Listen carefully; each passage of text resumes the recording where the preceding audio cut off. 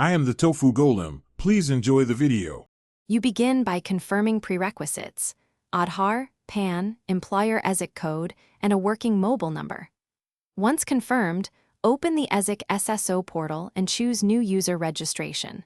Provide your mobile and OTP to verify identity, then enter Aadhaar details so the system can prefill records. Make sure to upload clear scan documents and a passport photo. This step speeds verification and avoids rejections later, because mismatched details are the most common cause of delays. Once done with verification, create your SSO account. Pick a strong password and set recovery email or security questions so you can regain access later.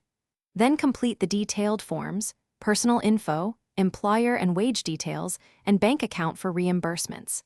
Upload the mandated documents in the required formats and sizes.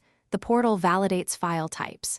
Make sure to verify every OTP that arrives. If you skip verification, the registration remains pending and cannot progress to approval. You finish by reviewing every field, then submit the application for employer attestation and Esic approval. Once submitted, note the reference ID and monitor the SSO dashboard for status updates. When approved, download your Esic card and save credentials securely.